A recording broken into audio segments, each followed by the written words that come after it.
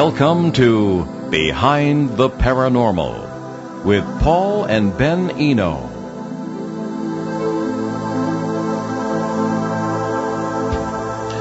Why does virtually every culture in the world talk about a race or races of miniature humans? Do fairies actually exist? Are they some kind of nature spirits or an actual hidden race of intelligent beings? Well, hello there, and welcome to the 336th broadcast of Behind the Paranormal with Paul and Ben Eno. And I'm Ben, and those mind-blowing questions came from my co-host and partner in the paranormal, my dad. So we've decided to introduce our guest before we get to our contest question, because we'd like to get her opinion on last week's question and answer. Rosemary Guiley is one of the leading experts on the paranormal, with more than 50 books published by major houses on a wide range of paranormal, spiritual, and mystical topics, including 9 single-volume encyclopedias. Her work is translated into 15 languages. She has worked full-time in the paranormal realm since 1983, researching, investigating, writing, and presenting and teaching. Her current work focuses on interdimensional entity contact experiences, something that's right up our street, technological and mediumistic spirit communications, spiritual growth and development, problem hauntings, and portals, or areas of intense paranormal activity. She has done groundbreaking research on the shadow people and the jinn, D-G-I-N-N. Rosemary heads her own multimedia company, Visionary Living Incorporated, through which she does some publishing. She also has a radio show of her own, Strange Dimensions. She is a regular on many other radio and television shows and has been featured in many documentaries, and she's, of course, been with us several times before. Her websites include visionaryliving.com and jinnuniverse.com. Again, D-J-I-N-N universe.com. Callers are welcome at any time. People sometimes forget that because we get yakking so fast on the show here. Our phone numbers this evening, locally or from Canada, 401-766-1240, or from anywhere in the USA, 800-449-1240. All right, Rosemary, welcome back to Behind the Paranormal. Well, it's great to be back with both of you, Ben and Paul, and talking about one of my favorite subjects, fairies. Yeah, absolutely. Well, you're an expert in just about everything, so. Well, that's true. Okay. It's hard for me to pick favorites sometimes. No, right, exactly. Well, let's do our question first here, and because we kind of wanted to get you in on that. Lyle Pettit of Wilkinsburg, Pennsylvania, got the question right from last week. But I'm sorry, I didn't even give a chance to Ben to read it. Yeah, he just ran right past it. Talking so, like Yoda tonight. Go ahead. Exactly, so say everything backwards. All right. So, contest now for the week, or last week, since we are Yoda. But no, now for the contest from last week. And last week's question was, in what town and state would you find the ghost of Resurrection Mary? All right, let's start again. Lyle Pettit of Wilkinsburg, Pennsylvania, got that one right. The town was Justice, Illinois, a few miles southwest of Chicago. Now, supposedly, you can drive along Archer Avenue in that town late at night and see a woebegone young girl in a white gown on the side of the road. You may offer her a ride. She accepts, gets in the back seat. You pass a cemetery, and the girl either disappears or asks to get out, running off into the cemetery, never to be seen again, at least by you. Now, this is a classic urban legend in my book, because it turns up in variations all over the place. But people testified that it has happened. All right, so Rosemary, what say you about this? I think it's one of the strongest phantom hitchhiker stories we have. And yes, you can certainly say that there's some urban legend in it because there is that motif of the phantom hitchhiker that permeates our society as well as a lot of others. But a lot of times real ghost stories grow like topsy on their own and take on fictional elements that can't be tracked down, and the real becomes submerged in urban legend. I think that's what happened to the Resurrection Mary story. There do seem to be some factual elements that indicate that there's some basis in fact to the ghost haunting. Some years ago I was in Chicago, and Dale Kazmarek, who founded and runs the Ghost Research Society in Oak Lawn there, took me along the Resurrection Mary route and also to the cemetery where she often disappears. She will frequently ask her drivers to go by the cemetery, and she vanishes when they hit the gates there. And Dale showed me some unusual markings on the gate that looked like they had been bent in some sort of supernatural or mysterious ways. Who knows about that, but it adds to the legend. However, no real Resurrection Mary has ever been verified beyond a shadow of a doubt. There was a young girl who was hit by an automobile and died tragically at about the time that the legend is pinpointed. But a lot of other elements in the story don't add up quite to her. So, who knows if something like that started with a tragic death and a ghost story evolved. But the fact is, people do have these Resurrection Mary experiences. And I've often wondered about how these things sort of become, the fictional elements that grow up around these things, they start becoming real to people, and people then have experiences that validate the legend. And are we tapping into something? Do we sort of co-create these ourselves and then tap into the experience? That may very well be the case. Yeah, well, our opinion, I'm sure that anything from the viewpoint of quantum mechanics, anything that can possibly exist does exist in the multiverse, and our life spreads out across that. So we contact these things, and whether they're real, quote unquote, in our environment or not, they're real somewhere or someone else, and bingo, you make a connection. So that's one interpretation anyway. Absolutely. They acquire their own reality. So in these shifty areas between dimensions, we have experiences that are very real. And I think it becomes difficult, if not impossible, to try and evaluate them according to criteria we have established in our reality for proving events and the existence of things. Mm-hmm. Okay, so let's go to this week's question. In what year did Brazilian troops observe and catalog UFO sightings near that country's western border with Bolivia? So if you can nail that one, win a free copy of Encyclopedia of Angels by tonight's guest. Okay. But funny, in the seminary, I got a copy of the book, and I wondered if it wasn't your book, but it was someone else. It was the Dictionary of Angels, not the Encyclopedia. Oh, yes, I'm familiar with that work. Yeah, that was, believe it or not, was in the bookstore at St. Vladimir Seminary in New York City when I was a student there. But anyway, these people are always interested in angels. And again, let me give our phone numbers again this evening, locally or from Canada, or pretty much anywhere else, I guess, 401-766-1240. In the USA, 800-449-1240, or if nobody answers the question during the show, you can write to us during the week at paul@behindtheparanormal.com or ben@behindtheparanormal.com. All right, whatever the subject of little people, fairies, leprechauns, Oompa Loompas, or whatever comes up on the show, it generates a great deal of excitement because surprising numbers of people claim to have encountered these beings. Rosemary, where do these legends come from? I think they come from real experience. Fairies are a hidden race. I think they pre-existed human beings, and they have had encounters with humans all over the planet. Just about every mythology since ancient times has some sort of story about little people. And some of them are connected to nature. Some of them are more like lost races that sort of fade off into remote areas and then on into other dimensions. I do believe that they exist and that they have been interacting with us, and some of them are not kindly disposed toward us, and some of them are neutral, and some of them try to be helpful.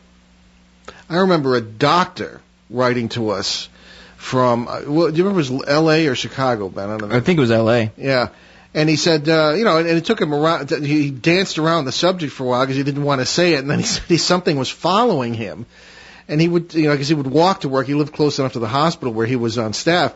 He turned around and see the thing poking his head around bushes, looking at him, and trees. He said, am I going nuts or what?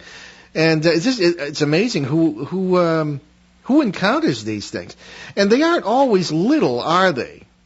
No, they can be quite big. And we find this also in the Celtic lore that we draw a lot of our beliefs from here in this country, that some of them can even be taller than us. Some of them are quite beautiful. Some of them are ugly, the wizened little troll-like figures. Some of them, seem to be more supernatural, almost demonic in appearance, and others seem to have the half human-like, half animal characteristics to them. So they literally come in all shapes and sizes. A little Tinkerbell with the wings, that's more an artistic imagination than what people have really experienced.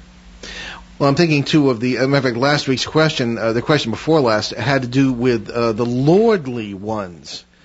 And a lot of people tried to answer, but they didn't get it. Someone finally did, and it was a matter of, not being able to think of these as anything other than the little things with wings. Because the lordly ones sort of implies something kind of special. What say you about the lordly ones?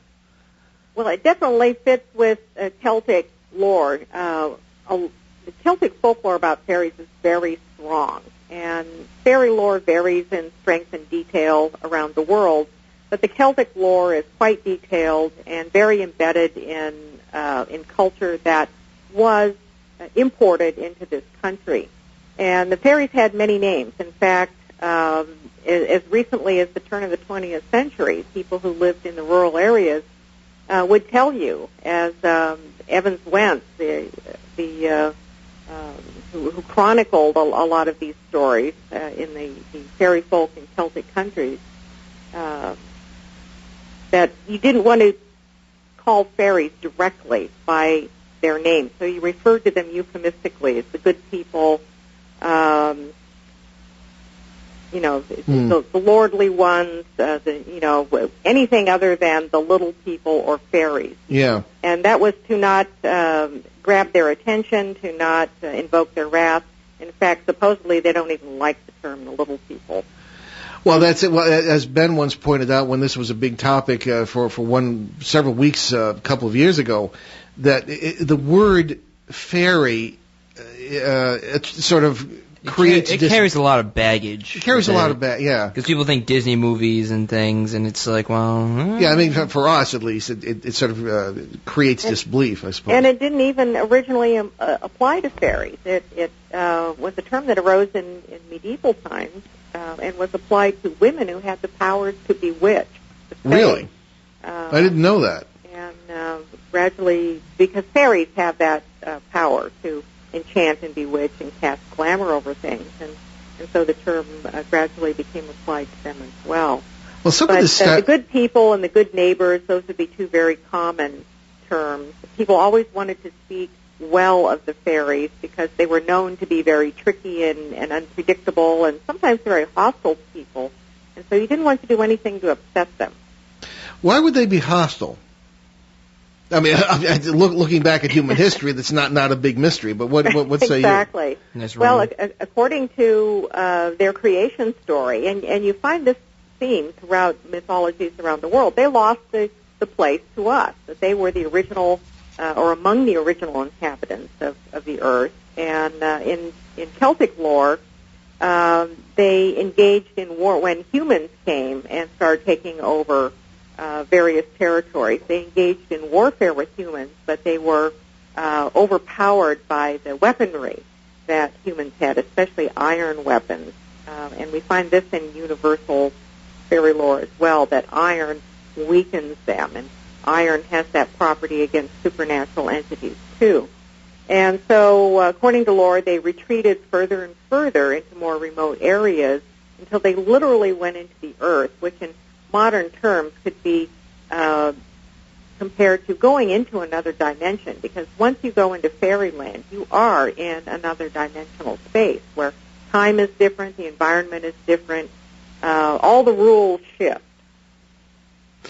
That's funny you should put it that way, because maybe this is related in a way. The shaman I knew in Australia was describing his experience in going into other worlds when he did his shamanic work. And he said to him he would feel himself going into a hole in the ground, almost as if he were a gopher or something, and that would lead to these other worlds. That was the way he experienced it. He said different ones experienced it in different ways, so I kind of picked up on that when you mentioned going into the ground. The underground passages is a very common theme in accessing spirit worlds, and there's all this folklore that If you have wells or underground springs on your property, these are natural conduits for the spirits and residents of other worlds to access your world. But yes, in Celtic lore, the fairies went into the earth, and they would have these doorways that would be in mounds.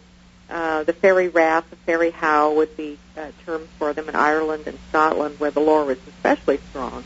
And also through tree roots, which, we have, as you pointed out, that connection to the shamanic access to other worlds as well. Well, that sort of leads into the next question. So what about the idea that these creatures could be some kind of exiles from an alien race, or the victims from some sort of cosmic or interdimensional warfare, as kind of a stretch as that is? Actually, it may not be much of a stretch. I agree. Back in the 1960s, there were comparisons that were starting to be made between descriptions of extraterrestrials and strange beings in other cultures. And the folklorist Thomas Bullard got to be very prominent in ufology for some of his comments. I had a chance to meet him and interview him once on his feelings about the connection between ETs and fairies. And even Jacques Vallée talked about it quite a bit in his work as well, that beings that we were calling extraterrestrials in our early literature post-World War II, other cultures would readily label fairies.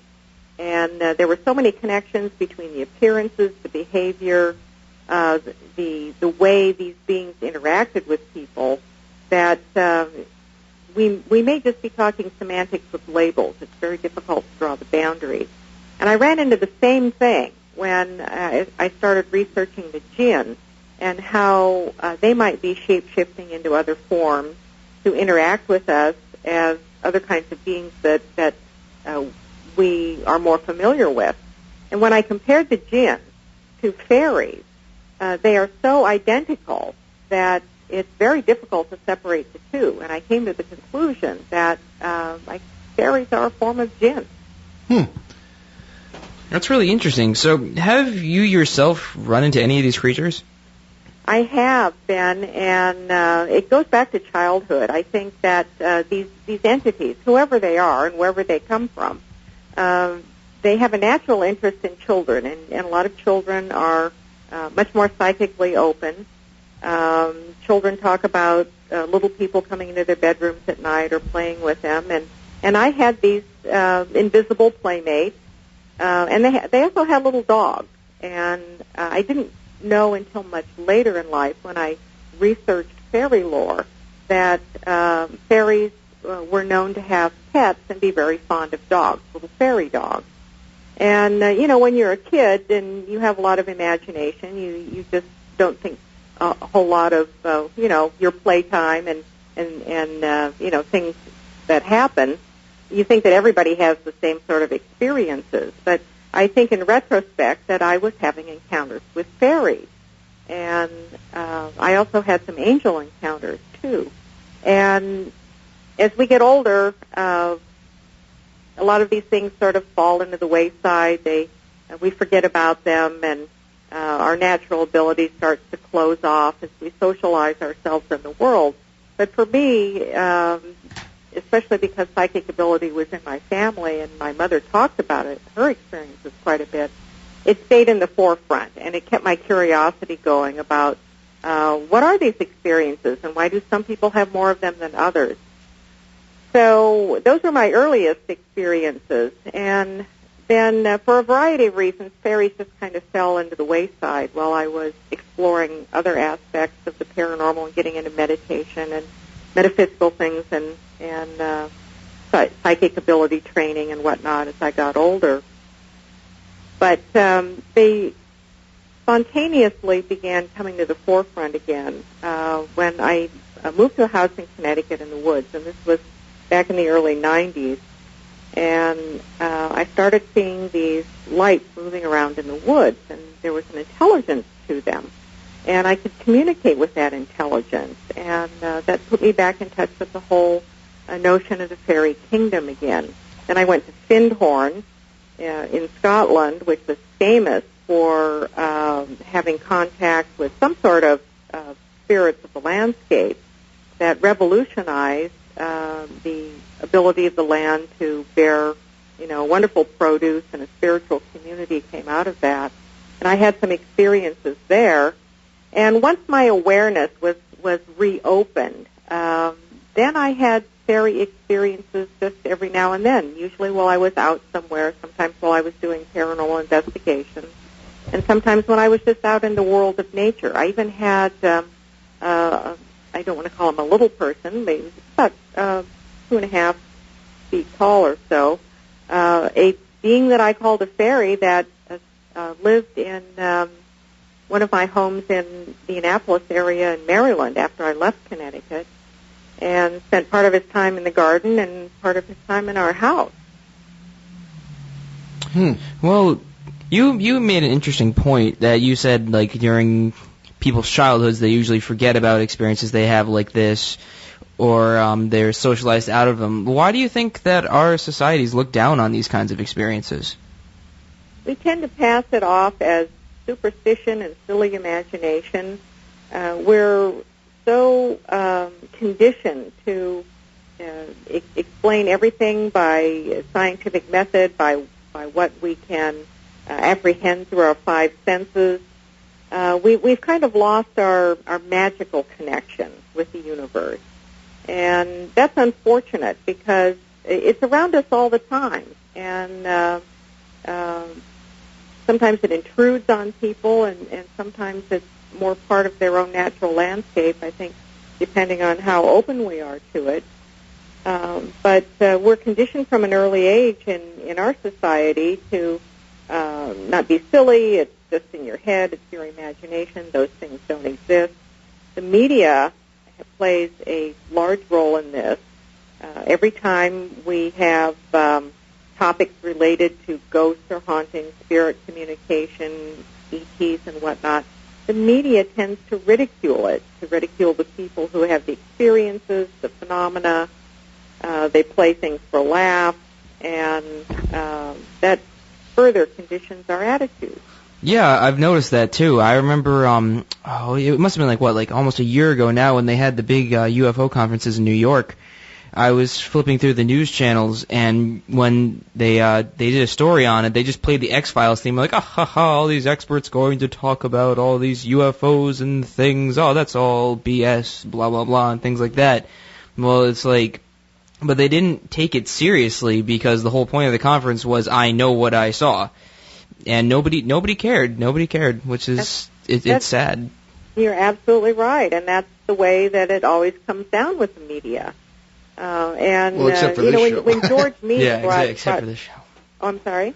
I say except for this show, of course. Oh, well, fortunately, we have a lot of serious shows on the radio and even documentaries and whatnot on television where people are talking about experiences and these other realities from, a serious perspective.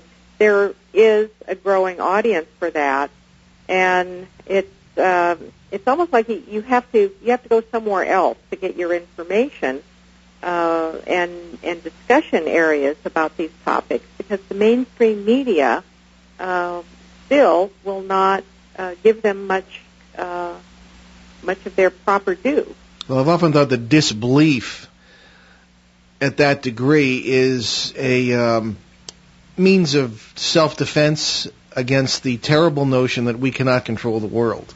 Yeah, sort of like scoffing in the face of fear or whatever, when in fact you whistling actually past are. The graveyard. So. Yes, whistling past the graveyard, except that sounds kind of disrespectful, but the point being is that... Well, that's my next book is Dancing Past the Graveyard. That's even more disrespectful. It's okay. Well, at least it's not dancing on graves. That's... Well, right.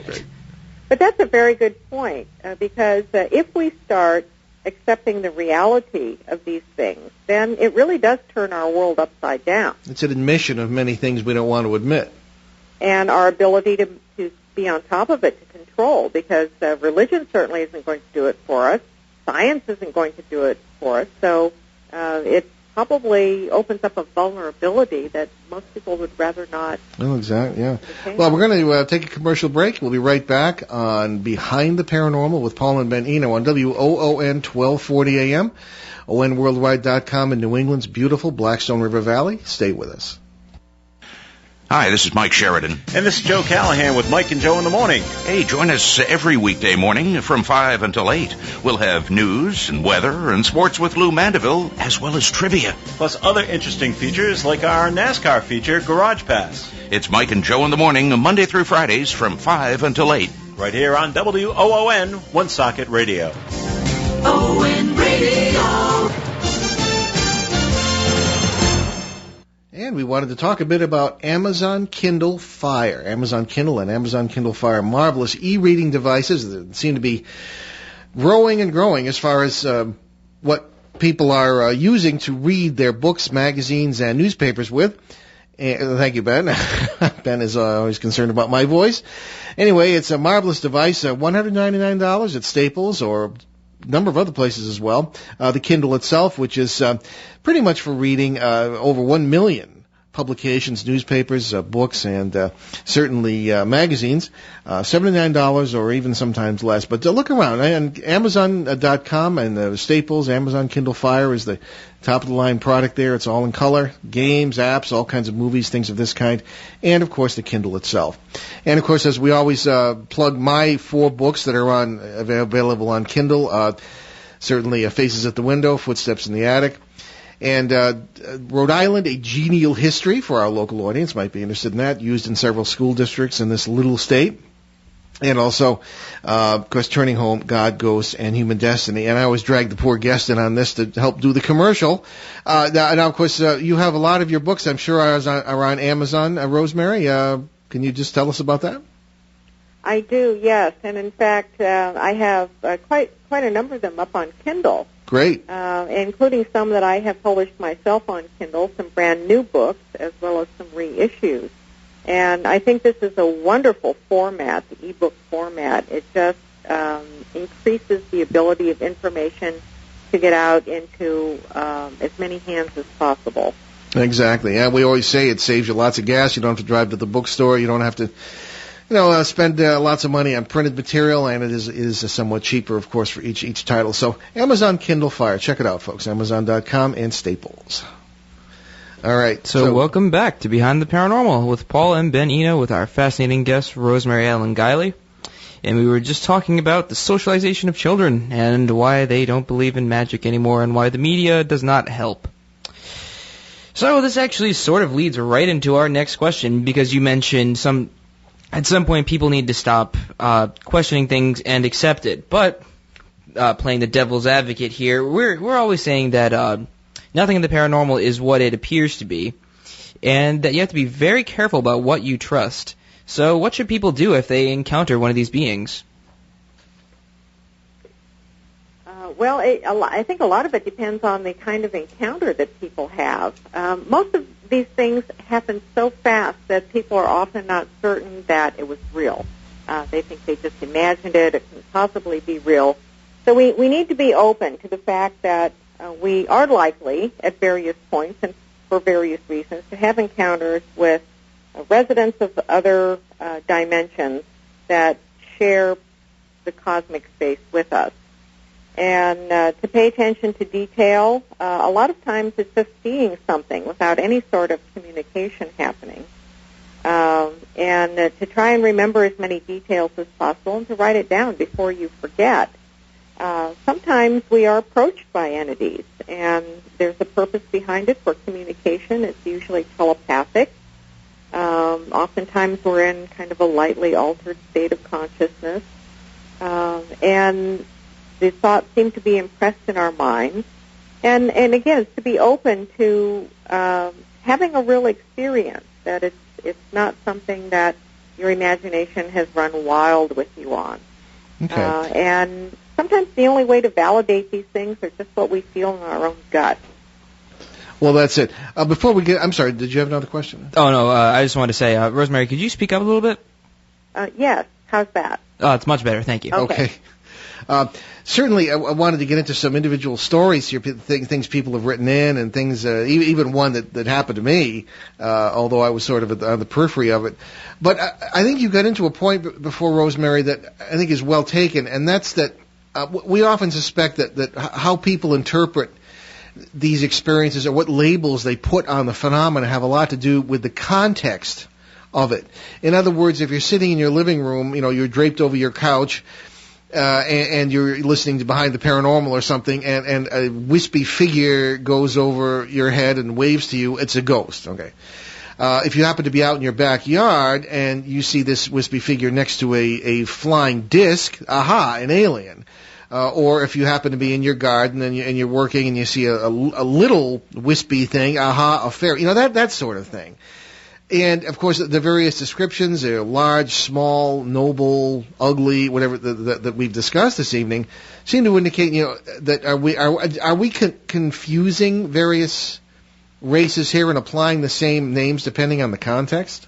I think we are. That we put a label on something that makes sense to us based on our personal experience, what we know, what we've read, our cultural conditioning, maybe even our religious training, our place and time in history. One of the things that's been clear to me for quite some time in my research is that human beings have had core experiences throughout history. We seem to have consistent patterns to our experiences with certain types of entities and certain circumstances, and yet our labels change over the course of time.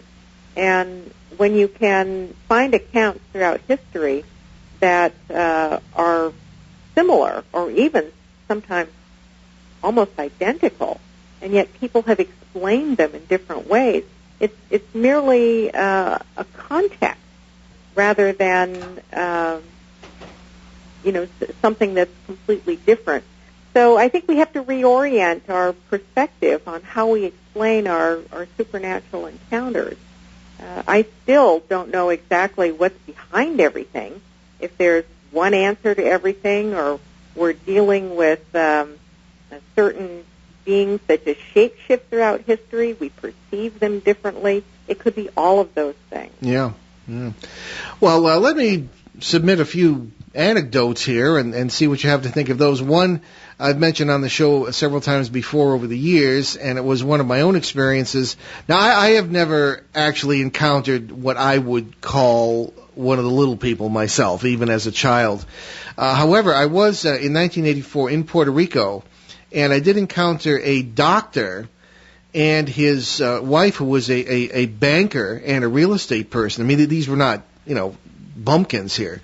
And they had a couple of kids, and they swore that whenever they would take a walk on Saturdays, every Saturday, they would leave beer and fruit on the counter in the kitchen, and fairies would do all their housework for them. So I said, okay.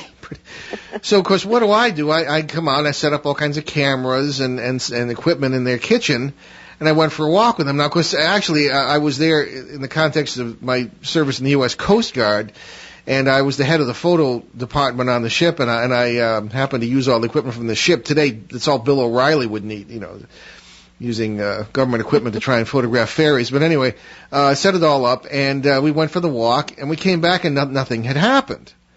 And I got it's a wonder I didn't have to clean the house. I got the blame for the fairies not showing up.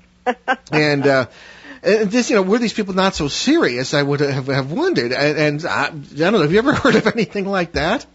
Cleaning I wish I could find them. We could use the help. We're bound and determined not to be photographed, evidently. Apparently. But there's a very strong thread throughout fairy lore of the helpful fairies that if they liked you and you treated them nicely and left them food and other offerings, they would clean your house for you. They would organize your farm tools for you. They would help you, cut the hay and take care of the farm animals and all sorts of things. And so you wanted to keep these entities happy. It's very strong in Celtic lore. Yeah.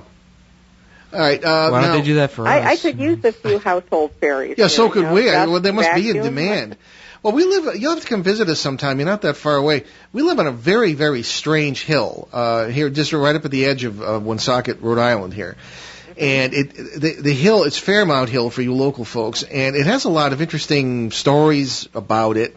And, Ben, you yourself, not to put you on the spot, but you've had some interesting experitions there. Oh, Don't even get me started on that. I mean, I've had so much weird stuff happen to me on that hill. There's just stuff that I could just tell you that you wouldn't even believe. You just wouldn't even believe it. Rosemary and Guiley. I know. I probably would. Yeah. True. I just have a healthy skepticism, and I was coming back from work one night, and I worked right up the hill from there at St. Antoine's nursing home, and I used to walk up the paths and go to work and walk back, and I would either call for a ride if it was late at night. And is this woodsy up there? Yeah, it's woodsy, and it was it was getting towards winter, so it would get dark really quickly, and I would get out of work. It would be 8:30, and I'd be walking down the hill to go down to the woods, and I got onto the path, and it just rained, and it was kind of slippery and muddy, and I looked over, and I saw this ape-like creature stand up, turn around, and stare me down. And I remember seeing it clearly. I can hear it. I can not hear it. I can see it right now. I can still picture it clearly in my head. And something in my head was just run, just run. So I ran, slipping and sliding all the way down the hill. I didn't even fall once. I jumped over water-soaked tree, downed trees, and slipped all the way down a little waterfall thing. And then I ran all the way home, basically. And I remember you were a mess when you got home. Yeah, it was terrifying because I did not know what that was, and I'm just I tell this to people that I see if I know them, oh yeah, I saw Bigfoot one time, but I don't know. Sometimes I wonder if I really did see Bigfoot. You never know. Well, the Bigfoot hunters were here in Rhode Island, as small as it is. I don't know, who knows. But in any case, just the household, I guess the fairies that help around the household perhaps have their opposites, because we have a letter or an email from someone that we read on the show, I guess it was last year, and they said that she, as a little girl, had walked into her kitchen, and there were little people all over the place, ransacking the cabinets, and they'd spilled the flour and this kind of thing, and they all kind of looked at her at once and fled immediately. I mean, have you heard of messy fairies too? Actually, more about messy fairies than clean fairies. Ah, okay. And yes, that they've got a playful, joking, trickster nature to them, and that's very typical of the jinn too, where they like to create upset and disarray more than keeping things neat. Well, we'll have to have you on about the jinn. I have scoured the country for a Muslim cleric who will come on the show and talk about the jinn.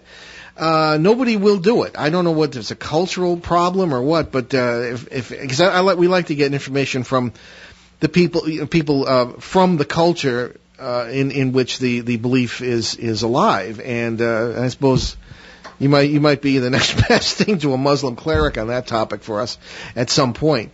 But it is hard, and it is, some of it is a cultural and a religious thing, that this is something that's kept very close within their culture, and I've had similar problems myself finding the holy people here in this country too.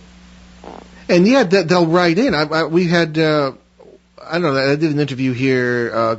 This goes back a few years, and we did a talk in the local area here, and several Muslims wrote in. Oh, this is interesting. It's just like the jinn, and we believe this and that. They were very open about it. It was good to hear from people from all different cultures about this. But speaking of the jinn, how would they relate to the Western concept of fairies? You said it's almost identical. Yes, I mentioned a little earlier that there are so many similarities, it's very difficult to separate the two.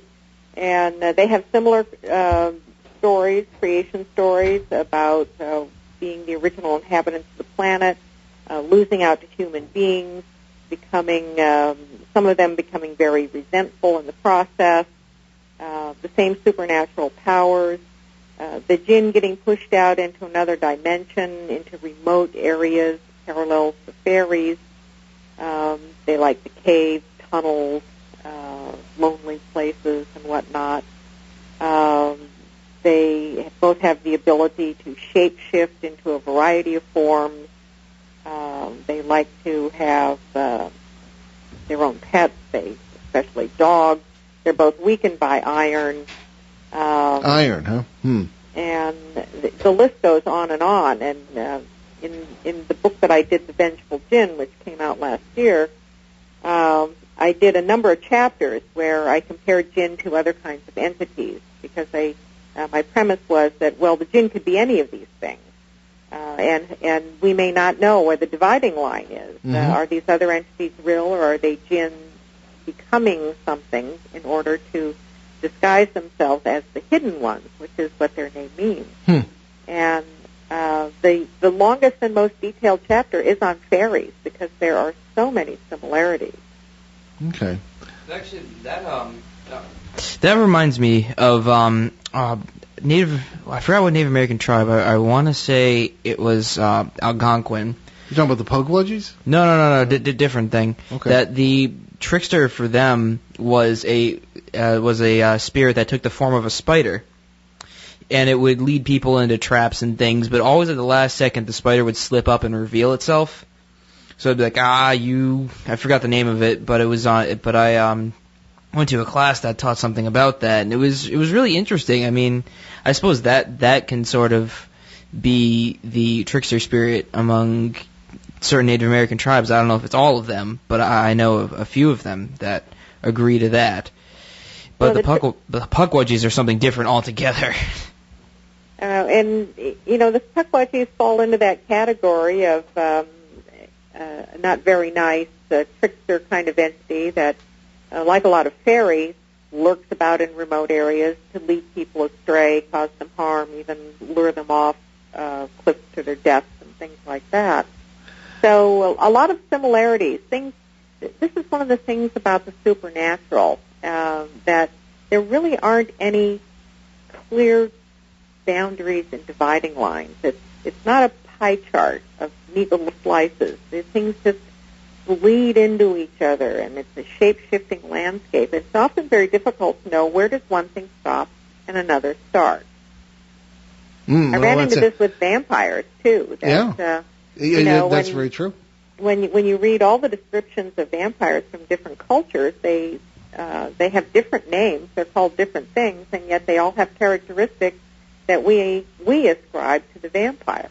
No, we recognize them as the parasites we deal with in cases all the time. Yeah, it's true. It's the same characteristics. I think, again, as you say, we're dealing with different labels for this sloshing back and forth of all these worlds over each other. That seems to be how the universe or the multiverse is constructed. There's complete interaction, and then it's an open system.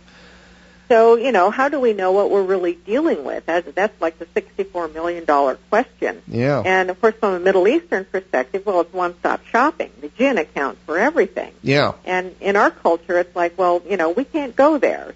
We've got things more subdivided and categorized, and that's kind of difficult for us to wrap our heads around. Well, for certain religious groups, it's all demons. Exactly.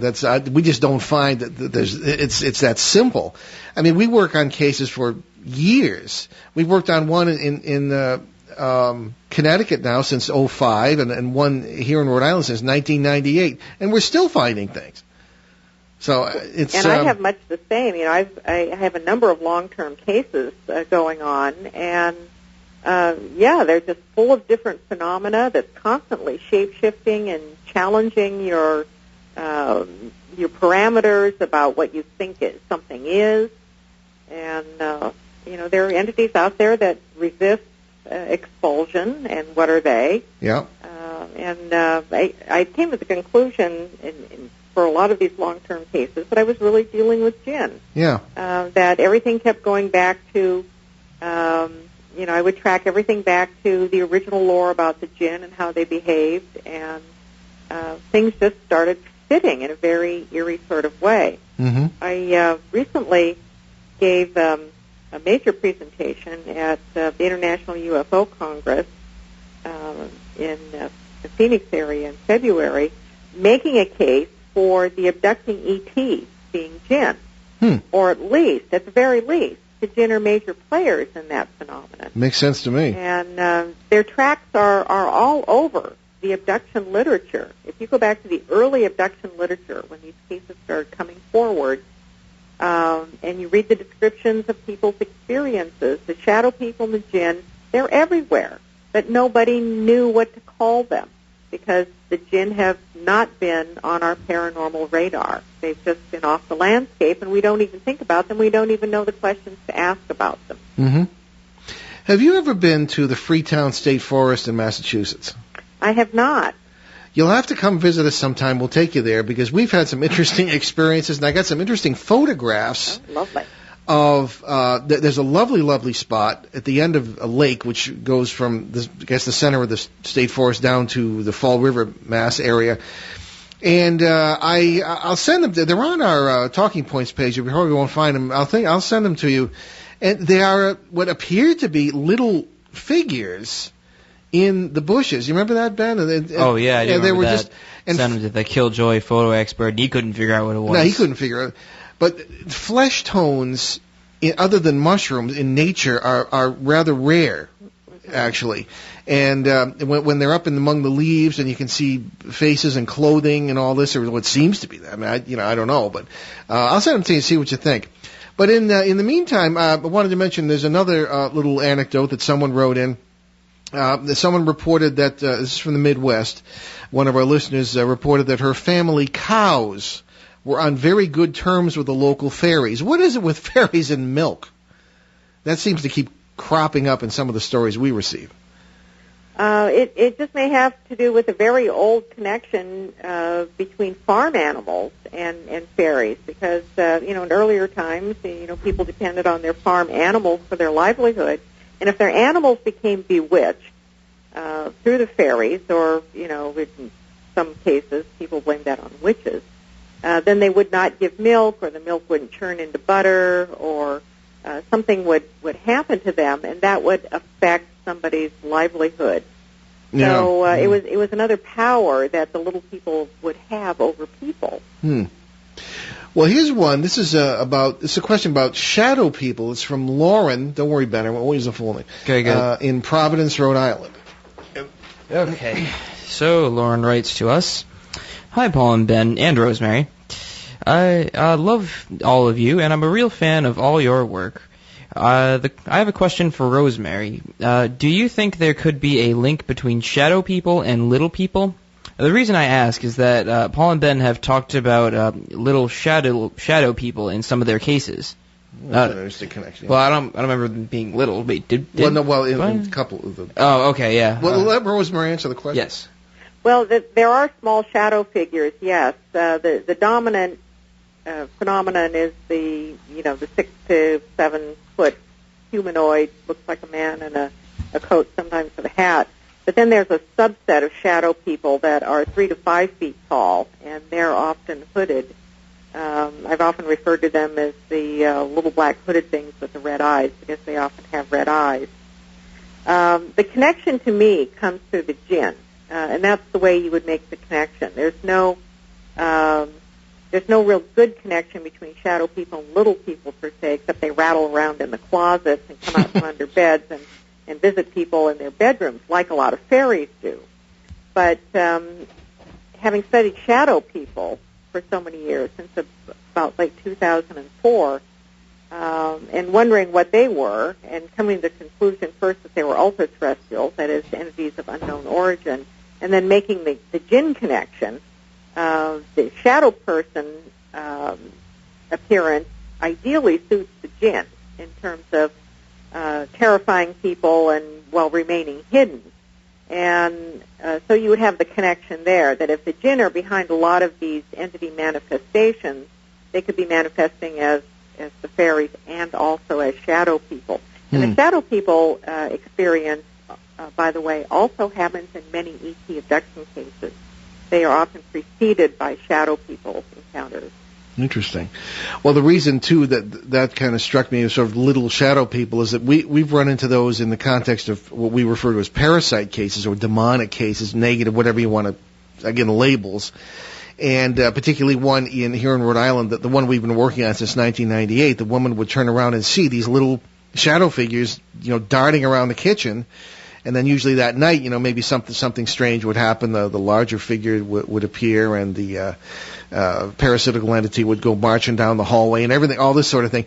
And in several cases, actually, Ben, in your 6 years now working with me, we have not run into that, but I've run into that previously. But in shadow people? Well, the little shadow people. Oh, little shadow people. Yeah. Yeah, no, I've never run into that. That's why I was like, what's this woman talking about? But I've been doing this for 42 years, and it's still the first day of school. Yeah, true. Exactly.